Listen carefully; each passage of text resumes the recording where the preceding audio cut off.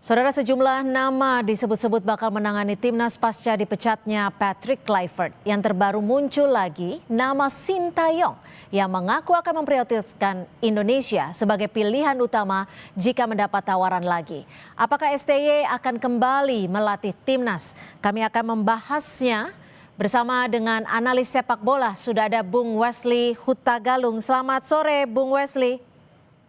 Selamat sore, Mbak Tia. Ya, Bung Wesley, seberapa besar sebenarnya menurut Anda peluang STY kembali untuk melatih timnas Indonesia jika kita melihat dari hubungan terakhir antara PSSI dan juga STY? Ya, ini kan drama nggak berkesudahan dan kalau kita lihat cerita-cerita itu sudah dipanaskan oleh penerjemah STY ketika di timnas JJ yang terus-menerus berbicara di banyak kesempatan, di berbagai kesempatan soal cerita-cerita masa lalu, seperti ingin mengembalikan nostalgia, seperti ingin mengatakan bahwa STY itu tidak akan berpisah dari Indonesia. Ceritanya kan terus dikembangkan oleh konten-konten kreator juga. Bagi saya, pertanyaan pertama saya adalah, apa alasan utama PSSI ketika memutus Sintayong itu harus menjadi alasan juga diperjelas kenapa kita memakai Sintayong lagi setelah kita melepas tanpa alasan yang kuat, lalu apakah kemudian kita akan ambil lagi?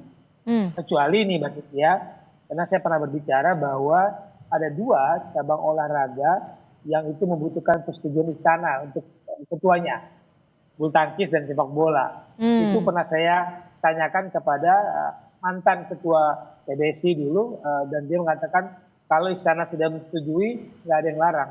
Tapi kalau istana bilang enggak, mau goyang gimana juga, mau kampanye gimana juga, susah. Nah, apakah ada tekanan dari istana untuk kemudian mengembalikan STY? Karena Mbak Cynthia dalam sepak bola tidak mudah untuk mengembalikan situasi di tim yang pernah kita tinggalkan. Apalagi ada cerita-cerita nggak sedap, duka-duka nggak sedap. Kan exco kita kan nggak selamanya, nggak semuanya bercerita baik tentang STY. Tapi begini Bung Wesley, kalau betul seperti yang Anda sampaikan, tapi di sisi lain juga ada tekanan publik yang sebagian besar ingin ataupun mengharapkan Sintayong bisa kembali untuk melatih timnas Indonesia. Apakah ini juga akan menjadi pertimbangan? Wajar ya apa yang STY lakukan selama lebih dari 4 tahun di sepak bola Indonesia, meskipun ada poin yang membuat orang kecewa. Yang pertama, STY tidak kunjung belajar bahasa Indonesia. Ya. Yang kedua, kabarnya dalam perjanjian itu STY harus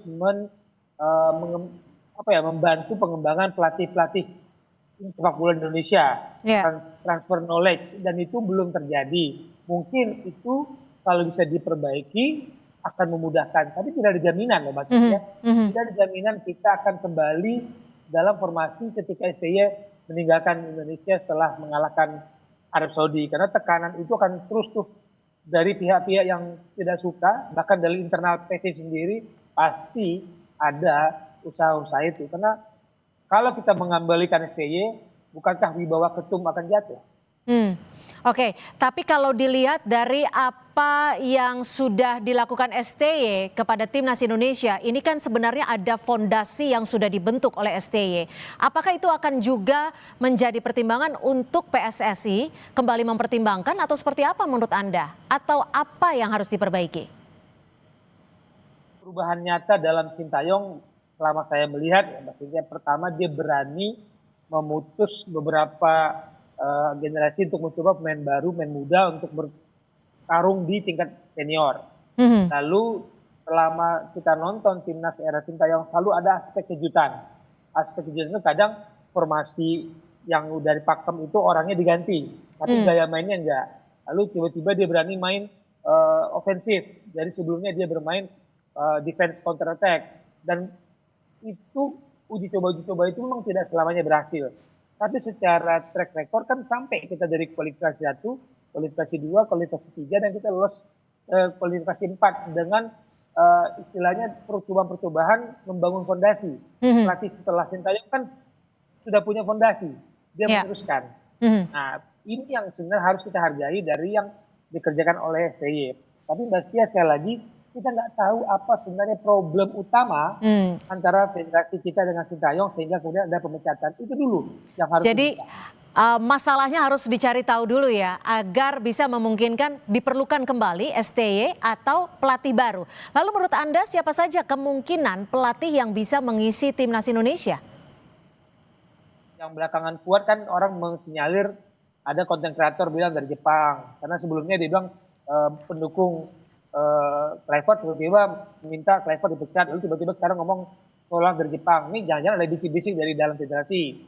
Lalu ada postingan Om Simon Tamata yang madu bakat kita berfoto dengan Frank de Boer. Lalu dikait-kaitkan karena Frank de Boer pernah di hire oleh Pak Erik ketika menangani Inter Milan.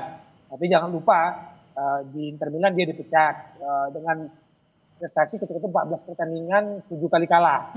Lalu di Crystal Palace dia dipecat juga dengan 5 pertandingan 4 kali kalah. Lalu terakhir di Al Jazeera di Uni Emirat Arab dia juga dipecat sebelum waktunya. Jadi track record dia itu kurang menyenangkan. Sampai pelatih Jose Mourinho pernah mengatakan ketika dia di Crystal Palace tuh Frank de Boer dibilang pelatih terburuk sepanjang sejarah Premier League.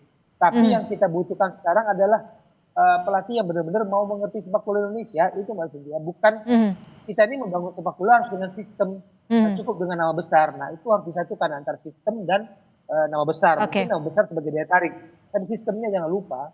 Sistem menjadi salah satu hal yang patut dipikirkan. Bung Wesley, kalau saat ini kita memiliki kekosongan kursi pelatih, seakan membuang waktu. Padahal kita dihadapkan dengan FIFA Matchday, kita juga dihadapkan dengan Piala Asia.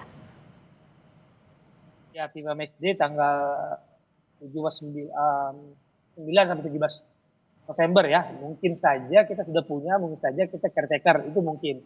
Karena pertarungan internal di federasi itu mengagetkan juga ketika wakil menteri bisa berbicara mewakili sebuah cabang olahraga, lalu semua orang mengatakan pemecatan Patrick Kluivert atau bukan pemecatan, mutual atau kesepakatan bersama itu tidak melibatkan Exco.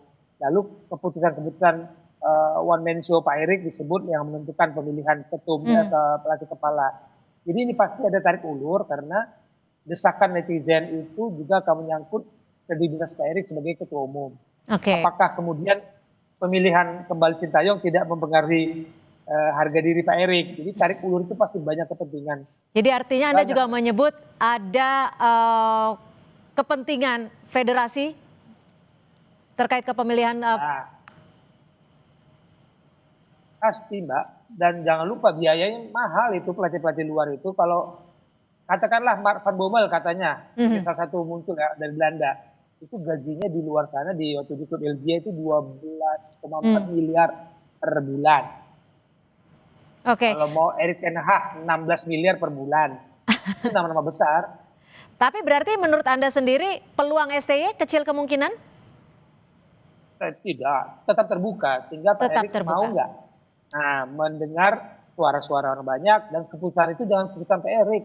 Itu keputusan Exco dan ketua. Tapi kan STY juga sempat menyebutkan bahwa yang penting ada kesungguhan. Apakah ini juga bagian dari kode STY?